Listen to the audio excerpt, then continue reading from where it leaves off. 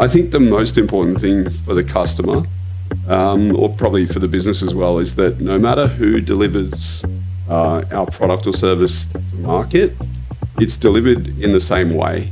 So it doesn't matter who your site manager happens to be, they're operating in a system that is designed to deliver a good experience and a quality product to market. Welcome to the Novalé podcast, where we explore the world of bathroom, kitchen, and laundry renovations.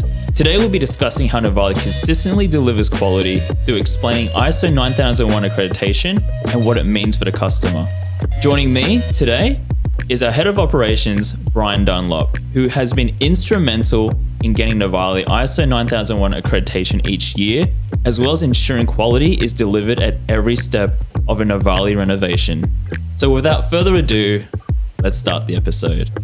Welcome back, Bryan, to the Novalé podcast. You're our first ever guest. And definitely you're very keen to jump on. No arm twisting behind the scenes. Absolutely. Couldn't wait. Yep. Yeah. I love being in front of the camera, the microphone. Yeah, how does it feel right now? I'm okay. Yeah. Feel fine. Yeah, no, it's good. Yeah, the last episode was in 2020, so around 5 years ago. And I've done no podcast since, believe it or not. I know. Yeah. I know. It's a shame. You did so well. Thank you. Okay, so this episode's all about ISO 9001 quality management systems and what that is about, and really explaining it to the customers, what it is, how it affects them, how it affects how we deliver quality consistently. Mm-hmm. But before we go in, I know we've already done an episode about your background in episode 4. So for the listeners out there, Bryan's was our first ever guest. With definitely without any arm twisting behind the scenes to get him on.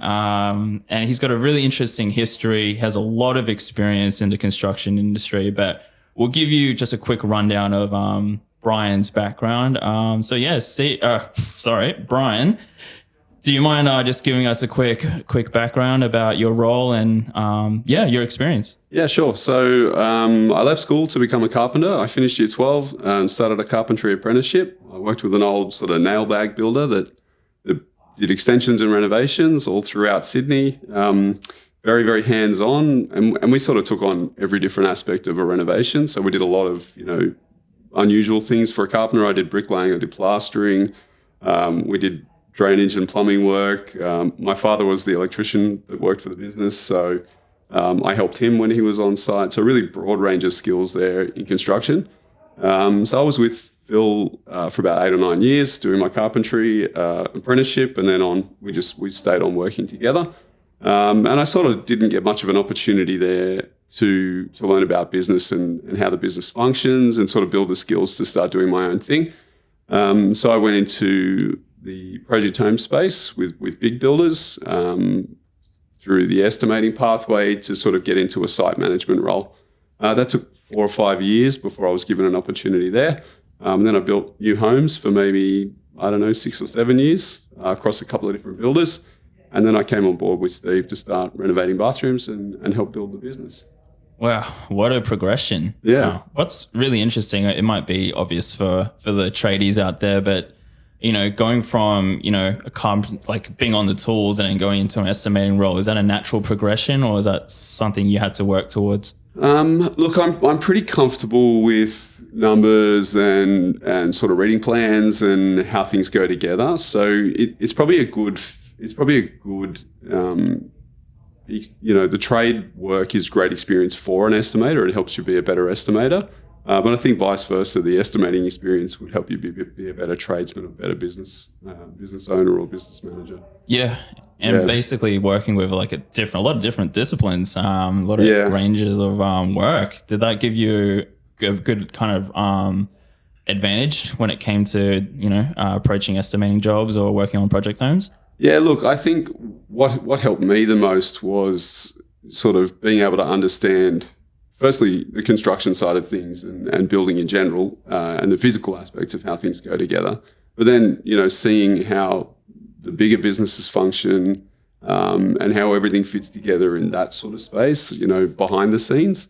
That was really great insight for me. The estimating stuff really, is quantity surveying it's something you do naturally when you're building and working on the tools anyway. So it those skills sort of lent themselves into it. And growing up with computers and things like that, I was pretty comfortable, sitting at a desk. There are definitely days when I missed swinging the hammer. And there have been days since where I'm back out on site where I miss my, air conditioned office or comfy chair. That's for sure. Yeah, definitely can see the glow in your eyes when you get to jump on the tools again. So Yep. you can definitely see that. I think what's really interesting is you've been with Novalé almost since from the beginning. What was it like back in those early days and to now? Look, the early days of Novalé for me were on the tools. So I left my site management role with the big builders and came to work for Steve. Really looking for a change of pace. So there's a real sort of that part of the industry, the project home part. There's probably a real skill shortage and a bit of a trade crisis where they just don't have enough new people coming through construction. And some things with that part of the industry that having had a boom in construction for almost decades, where it's really hard to fix some of those problems because nobody's hungry for work and nobody's chasing the next job. So it becomes hard to control the quality of what you're building. As a site manager, I kind of had my hands tied where subbies didn't have to perform to a high standard because there was so much work available to them at the time. So it's kind of tough for me in that space. So to come on board and work with Novalé with really experienced tradesmen that are really, really good at their job in a business that's really focused on almost over delivering or breaking the stigma that comes with employing tradesmen or bringing them into your home. That was a real change of pace and really refreshing for me. So that was great. Yeah. And even from the beginning, quality, it seems quality was at the forefront and the focus of what Novalé stood for. Yep. When did ISO 9001 come into the picture? Look, that was probably, I think, 4 or 5. So I've been at Novalé almost 9 years and probably renovated bathrooms for 3 or 4 as a site manager. And that was really, for me, about understanding, the construction side of things and the processes of actually delivering product to the customer. And then I sort of moved into more of a construction manager, operations manager role where I started to look after systems and system development. And I think it's probably about 3 or 4 years ago that it must be 4 years ago that we did our first ISO accreditation. Wow. Yeah. It's great. And I think I've mentioned this in earlier episodes, and correct me if I'm wrong, but I think Novalé is one of the few bathroom, kitchen, laundry renovators that have ISO. As far as I'm aware, we might be the only bathroom renovator in the country or bathroom, kitchen, laundry renovator in the country that have an ISO accreditation. Yeah. Yep. I guess trailing back a little bit is maybe, would you be able to kind of explain to us what is ISO 9001? Yeah, sure. So ISO is an international standard, and the standard that we operate to for quality management system is 9001. So that's basically an international benchmark for what they call a quality management system or QMS. So it basically sets out the guidelines on the standard explains what you need to be able to prove or show evidence of to just say that you stand up to that standard. Yeah. Yep. And, Novalé is one of the only ones that have this. How come, what really caused you guys to consider introducing this into Novalé? Yep. Look, I think, Steve has always had a really strong mentality of sort of what we call show, don't tell. And the ISO accreditation for us, a lot of companies need that accreditation to tender on big projects or government work or something like that. For us, the ISO accreditation or the ISO 9001 accreditation isn't about winning particular types of work or contracts. For us, it's about being able to show that we stand up to an international standard for quality. So it's almost validation for the business that our systems and processes meet those standards and requirements. Yeah, and it's quite popular with, I did a little bit of research about ISO 9001 and what other companies have it. So Apple actually have it. So in the product development, in the corporate operations, and part of their supply management, and the Hilton Hotels actually do right. as well. So they have a few, it seems to be very customer focused in satisfying customer and exceeding customer expectations, as well as along with other things. And you get audited every year. So you have to earn this accreditation every year. Can you enlighten us on what it takes to pass this audit, or is that kind of confidential? No, not confidential. Not confidential at all. Look, there's a sort of recertification process. What they call a satellite audit every 12 months. Every 3 years, you're recertified with a full audit. And basically, so annually we do an internal audit on the QMS, and we have management meetings around the quality management system and its functions and outputs. And then we are audited externally by Compass. They come and go through the business. They'll give us a scope for the audit, what they'd like to see and what they'd like to look at.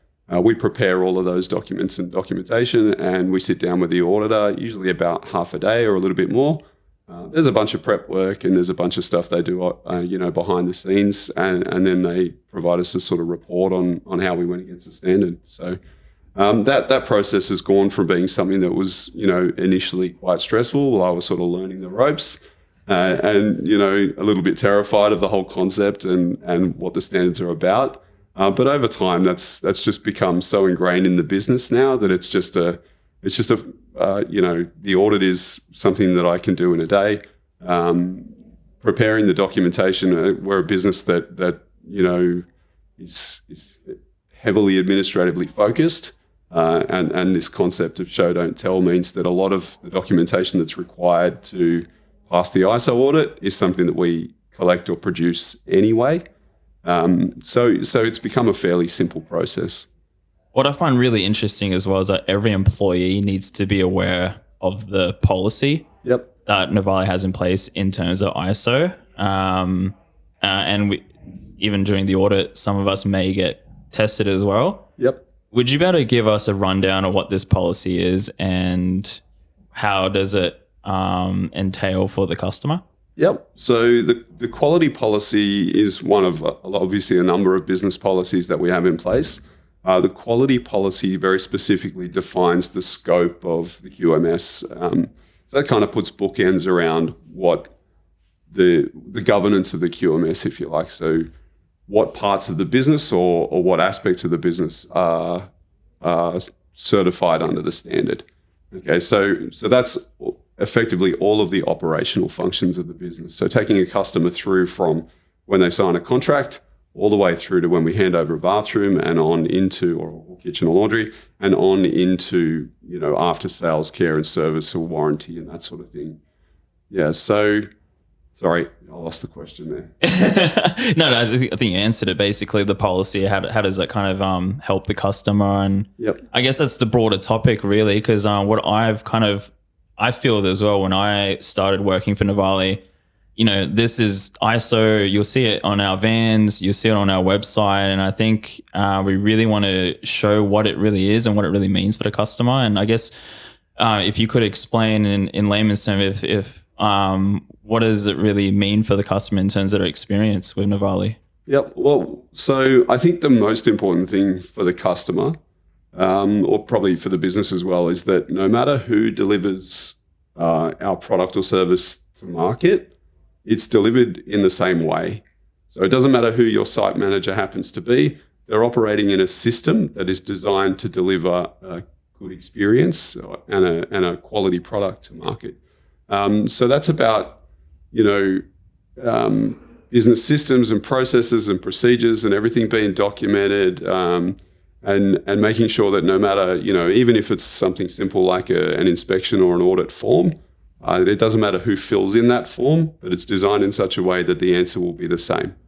There's no interpretation, there's no guessing. It's a very simple, straightforward. This is the question. Either it's there or it's not, or you can see it or you can't. So no matter who is operating the system, the output should be the same.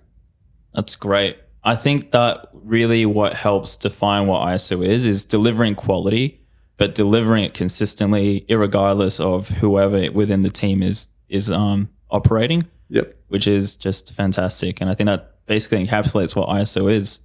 I guess what would also help is what would, if you could, when you're comparing, Novalé with say another renovator that doesn't have ISO, would you be able to kind of explain the main differences or really what would be the difference in the experience? Yeah, look, I think some great context for that would be my experience with the big builders that I worked for, where I found that, the customer experience, and a lot of people that I've spoken to that have, that I've worked for or that have gone out and built a home with a project builder, their experience really boils down to the skill, the knowledge, the expertise, and the care and commitment of the person that's actually building their home. So it can be a great company, but if they have if they've inadvertently picked up a site manager who's inexperienced or doesn't have that same level of care and attention to detail for his job, or even just simply maybe he's going through something personally, they don't have the mechanisms to capture that shortfall. They're relying on the customer to come back and say, hey, I had a terrible experience. I don't think this guy's very good. And then they've got to manage that situation where, going back to what I said before, regardless of who's delivering a Novalé, a Novalé product, it should be delivered in the same way. A lot of our customers, we have a lot of Google reviews. In fact, so we got 2 more. Yep. So we're up to 193, which Excellent. is I'm really happy about. But if you look through our reviews, a lot of them do mention a lot of the same things, how it's stress-free, the site managers were amazing, they communicated well, everything was transparent, everything flowed really well. Is ISO in charge of that? ISO looks at the systems that are designed to deliver that, if you like. Okay, so that sort of show don't tell mentality of Steve in the business, that sort of pillar of how we operate and the standard that we hold ourselves to, it just aligns really, really well with what ISO is, what the ISO standards are for. Generally, when we get an auditor in, and often it's not the same one, but they really like coming here because we have the accreditation for the reasons that it's designed for, which is to deliver something to a high standard of quality consistently, rather than we're chasing that accreditation because we want to tender on a specific type of project or government work or, large scale projects or something like that where it's a requirement of the tendering process. Yeah. Yeah. I think what's also really interesting is that we use the app Buildertrend. Yep. And it really helps us internally, but also helps the customer as well. I guess that is ISO kind of built within that app as well to help you do all those checks and balances to capture that information. So that project management software is a big part of how we're able to show that we satisfy the requirements of the standards. Yeah, absolutely. So obviously, we have Buildertrend, which is a project management software. It has some built-in CRM capabilities, so we can manage our customer there. But primarily, there's a lot of communication tools inside. We have our schedule. We record our photos and job files and inspection forms and everything like that. They all live in the Buildertrend platform. And we have controls on what we can share with the customer and what we can keep for internal use. The guys are operating to a templated schedule. The process of delivering product is mapped out by templated schedules and the associated tasks that go with them. And then the guys can be managed from there. So, each step of the way, there's a to-do called a to-do, which is a checklist of items that they need to complete before they can move on to the next step. So they're accountable to making sure that they deliver that. And the customer can see the output of those things along with, some daily communications, like our daily logs are just a sort of, here's what we did today, here's what's coming up tomorrow. Any issues or conversations or things that need to be formalized go in there. We put up photos every day. And then that lends itself, in terms of the QMS, that lends itself to, recording what we do or keeping a record of everything that we do, how we do it, and then being able to go back to that. And if there's an issue or an incident, being able to go back and see what happened and see how it happened and why it happened, and put a procedure in place to stop it from occurring again. Yeah. Yep. I think that's really, really great. And it's such an underestimation of how transparent that tool is. And it basically allows you to oversee the project as well, and you and Christian to kind of see how the site managers are carrying things out and the whole journey and the whole process within the renovation. So it is an amazing tool. I know I keep talking about it in every episode, but I just want to keep harping on. And I think after the project, you obviously do a lot of reflection and reporting. Yep. Can you just give us a quick summary of what metrics you're kind of measuring to ensure this quality is kind of being delivered? Yeah, definitely. So we have a heap of milestone sort of stop checks throughout the delivery process. That can be a self-check where someone's checking their own work. It could be a handover milestone where a job goes from, one person's jurisdiction to another, like from design into construction or from sales into design. So, we have some checklists there to help make sure that transition down the line is smooth. During construction, our site managers will stop and check the quality of the work before they sheet the walls, for example. There's a checklist there for them to run through just to avoid, firstly, any high cost issues where they may miss something before the walls are lined that becomes expensive to fix later. Potentially just some, have you carried out all of the things that you need to make sure the back end of the process is smooth. We have handover documents that we go through with the customer to make sure that we've delivered a good quality product. And then we have sort of third-party audits where Christian, our operations manager, can go and have a look at a job site partway through, and he'll do an audit to check the job is being run according to the system and way we want. The quality standards are good, the safety is okay, and basically the execution is to Novalé standards. Yeah. Yeah. Seems like a lot of checks. There's a lot of checks and balances through the process. That's part of what we call the QMS. Yeah. Definitely starting to see the whole picture, because for me, I really didn't really know much about ISO other than what it is and that we get audited every year. And I need to know the policy as well, just in case I get quizzed on it. So yeah. You also did mention something that's quite interesting, is that, you could try and do everything by the book and everything correctly, but, unforeseens happen, things, may go wrong. Yep. You can't ever really just eliminate that potential chance that something goes wrong. Does ISO help you in, mitigating this risk and also dealing with when things possibly go amiss? Yeah, definitely. So I think, I suppose a lot of the checklists and things that we have in place, Steve, Christian, myself, some of the guys that have been here a bit longer, we could probably tell you a story that relates back to a specific incident or a specific job where something went wrong. And a big part of ISO is capturing that, doing some root cause investigation, and then trying to put a process in place to stop that from happening again. We have a pre-start meeting with the customer where we explain the process in detail, and we have them sign off to state that they understand. Construction is a game where things can and do go wrong on a pretty regular basis. So for us, it's mostly about letting the customer know what to expect. Let them know that these things can happen, but also make them comfortable to know that we have a procedure or something in place that if it does happen, we have a way to tackle it. We have a way to deal with it.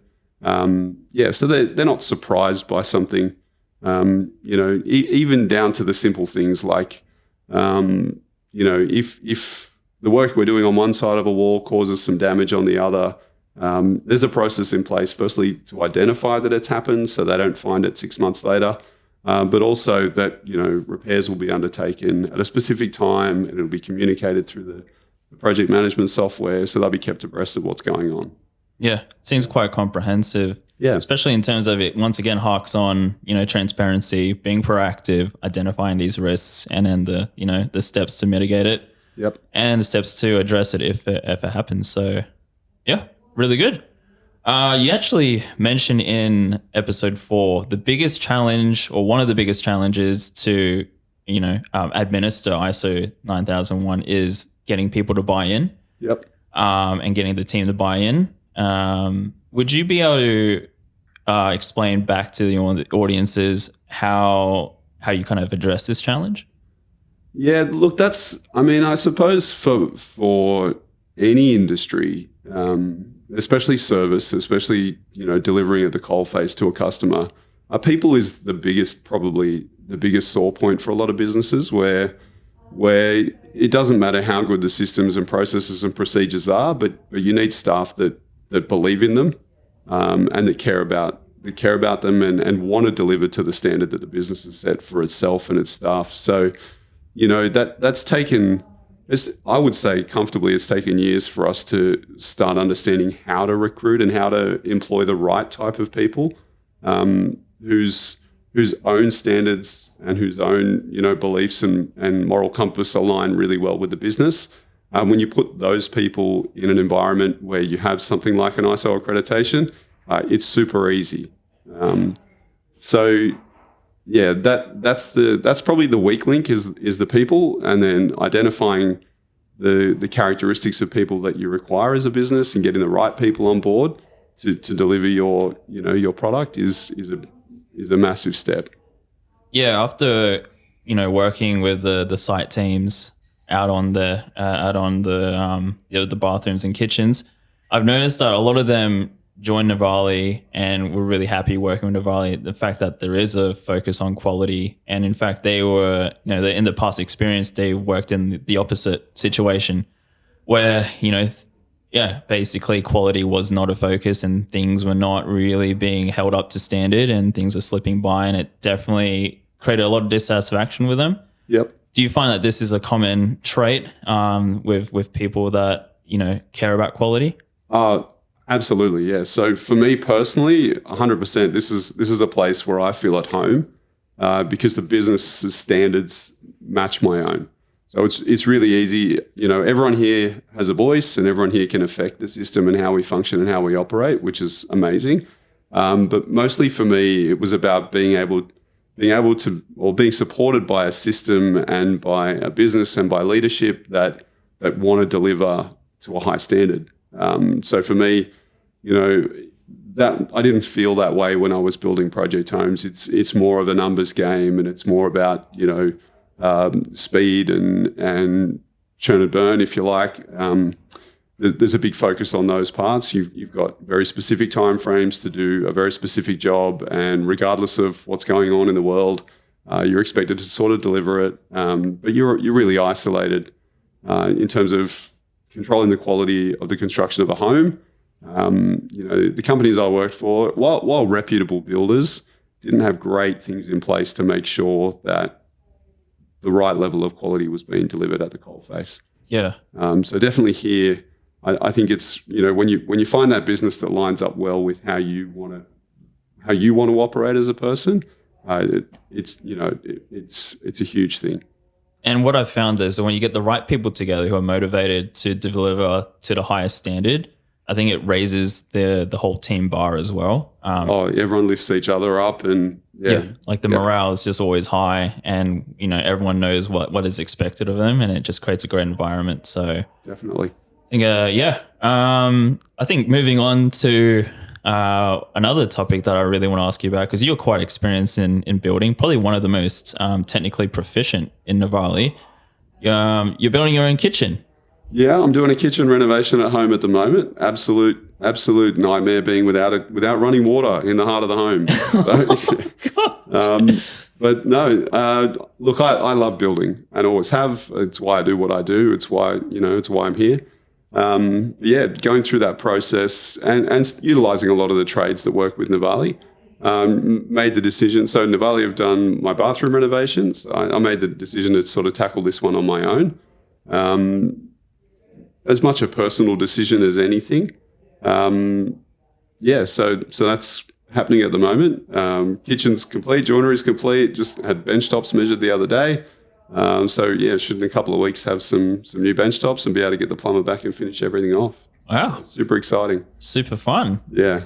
I guess what I want you to help explain, because I guess for me, I didn't realize there's quite a lot of overlap in terms of skills and processes for, renovating a bathroom versus renovating a kitchen. And it's definitely, it's not just like if you renovate a bathroom, you can't renovate a kitchen or vice versa. So can you explain to the audiences, the overlap and also the minor differences and Yep. and especially with laundries as well? Like, are they very different, or is it in terms of like technicality they're quite similar?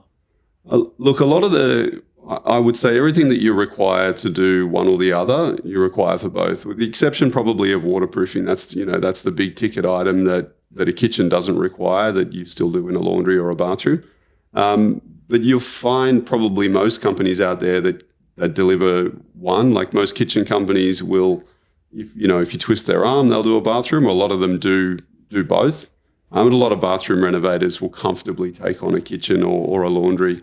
It's sort of a natural progression. But reality is for us, more than anything, we're a project management company. That's the service that we offer to a customer. That's what we deliver. We manage a project. So, painting a bathroom or painting a kitchen or installing custom joinery in a laundry or a bathroom or a kitchen, they're very similar from the perspective of project management. Organizing trades in advance, having a clear and documented schedule, communicating with your customer every day, making sure guys turn up on time and do the job that they're booked in for.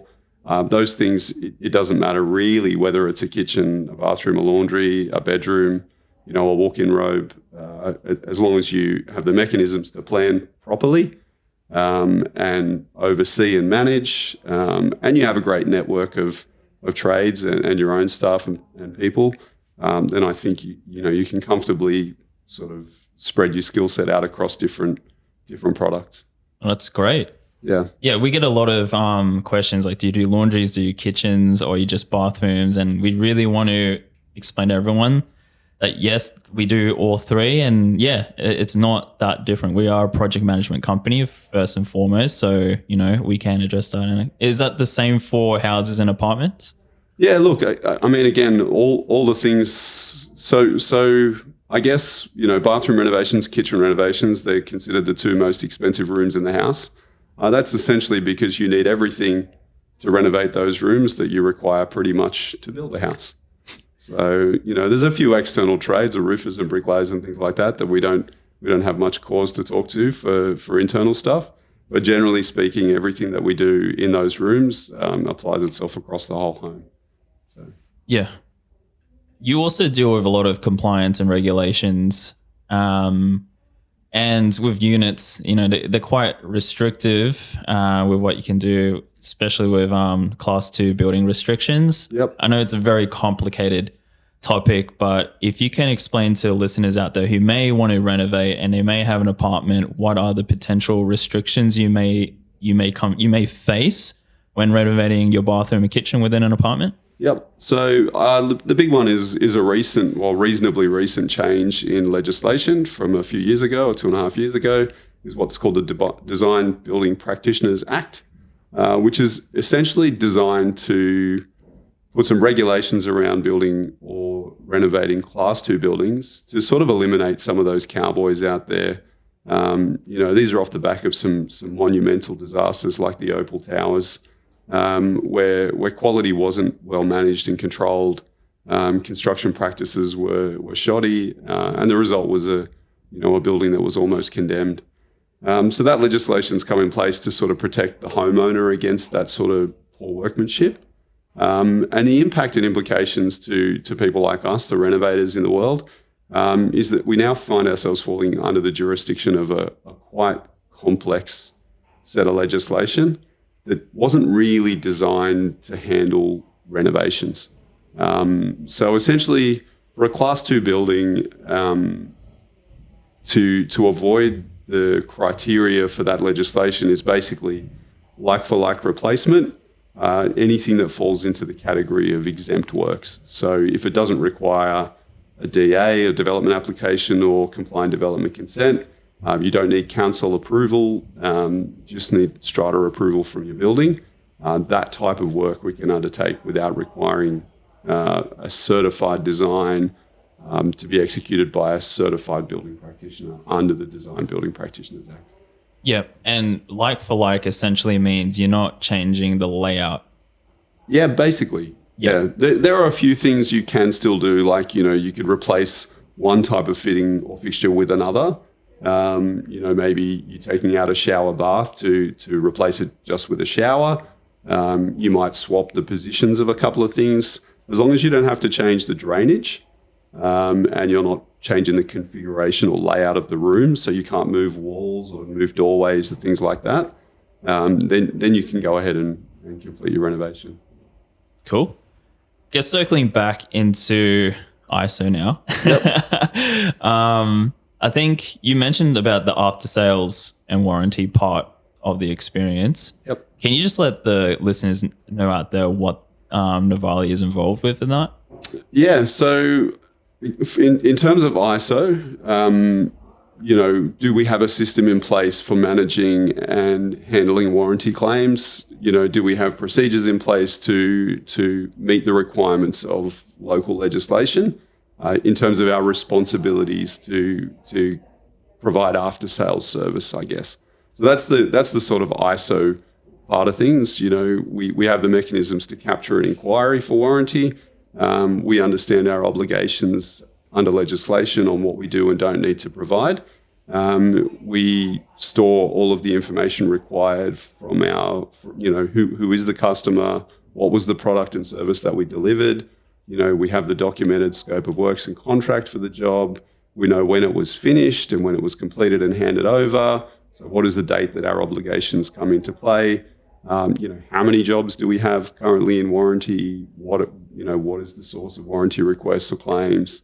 And how are they handled and how are they recorded? So that's probably the ISO perspective on warranty. Yep. And I guess what that means from a customer is that they can comfortably be assured that if something does happen, within the regulated warranty periods, that they'll be looked after. And there's a process in place to make sure that their warranty gets taken care of and they get help through that process. And then even beyond that, as a business, part of who we are is still to assist that customer. It's just a case of, potentially there's some costs involved if they're outside the warranty period, but they want Novalé specifically to come back and help them. That's service that we still provide.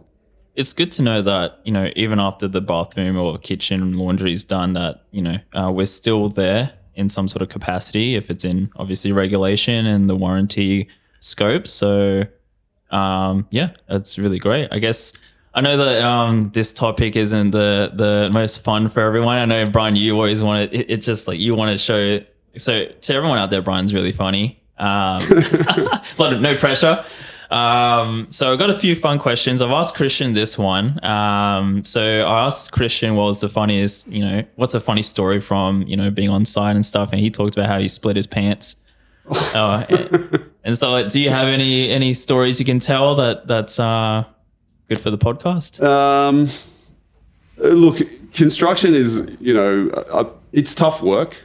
And I suppose, I can't think of a very specific story to get laughs, but I think the banter and the crack on site when you put a bunch of tradies together that have worked together for a long time, that know each other well, that sort of know what they can and can't get away with. It's a great fun environment being in that place where everyone can sort of have a joke and a laugh. And that's a big thing for me, to make sure that it's fun and everyone's enjoying their job, despite, you might be knee deep in a hole digging up mud or something like that. It's part of the job. So you make it as fun as you can. Yeah. Sounds like bonding through trauma. Yeah. Something like that. Yeah. I don't know if you can talk about this story, but I remember that you talked something about the bees story. Yeah. I guess we can cut it if we can't say it, but yeah, can you talk to the audiences about this bee story? Yeah, definitely. So I was building a new home in the Kellyville area. That was land that had, greenfield site where a big parcel of land had just been subdivided. So you still, in those situations, you still get some sort of old farmhouses and people that have lived on 4 or 5 acre lots that are pretty comfortable with the space they've had around them. And all of a sudden, they're kind of getting built out. So we were building a new house there. We poured a slab. I had frames delivered, and the carpenters were on site starting to stand the frames. Probably a big 30-square single-story home, split level. And I get a phone call one day. I'm out driving around doing my job, and I get a phone call from my carpenters who are putting the frames together. I was like, mate, we're going to have to shut the site down. I'm like, what are you talking about? He's like, got to close it up.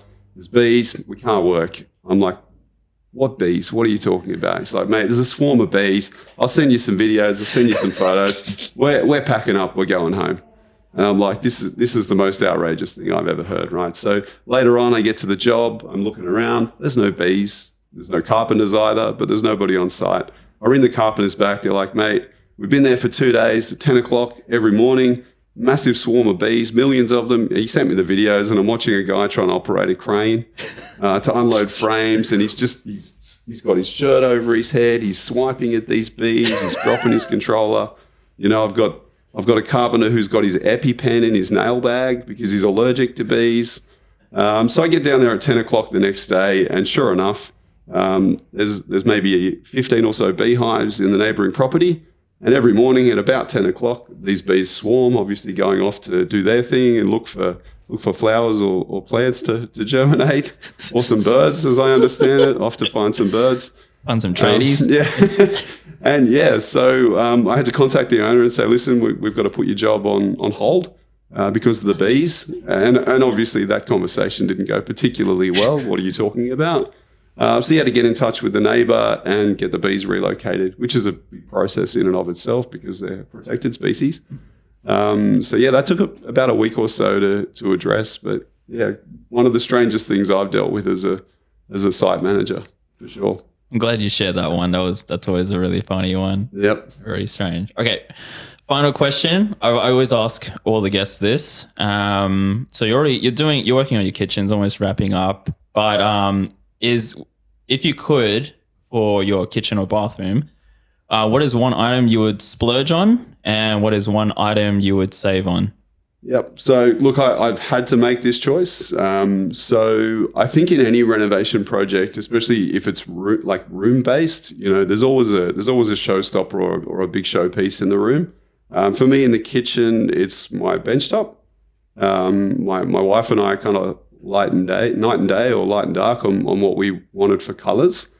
So a lot of compromise there to get to a result which favoured me quite nicely. But for me, the bench top is something that I went over and above on, and I spent more than I probably should have. But the reality is there's a huge island bench in my new kitchen. So that stone bench top, it has to be just right. For a bathroom, what's the first thing you see when you walk into the room? Is it the bath? Is it the vanity? Depending on your layout, is it the shower right ahead of you? I'm very specific about hardware and tapware. So my bathrooms have beautiful tapware. It's about picking the thing that really will stand out to you, and that will personalize the space for you, but also that will grab people's attention. Yeah, what stone bench top? What bench top did you choose? It's a Pietra grey marble, so dark grey marble with a white vein through it. I think it's going to look magic. I can't wait for it to go in. Very good choice. Yeah. Very good choice. And the tapware? The tapware is fairly simple. So I kind of want the bench top to be the big showpiece in the room, and everything else is reasonably understated. But you'll see it on the website soon, I think so. Oh, so excited. Yep. All right, well, that's it, Bryan. Great. You're off the hook. Done. Thank you so much for jumping back on, especially after, 5 years. Yep. No worries. And I think this is going to really help customers out there understand what ISO is and and why it's so important to us. Look, it can be a pretty dry topic. Obviously, I'm very passionate about it, and the business is really passionate about it too. It's a huge deal. But yeah, great to get a chance to sort of explain it in the context of the business and what it means for the customer. So thank you. No worries. And if this goes really well, you're going to have to come back, before 5 years. Yeah. You're going to be a bit more. I'm not sure I'm ready for a regular spot, but sure. Yeah, that'd be great. Yeah, we'll somehow feature you in small installments, So, but yeah, thank you, Bryan. Awesome. Thanks, Ben. Cheers.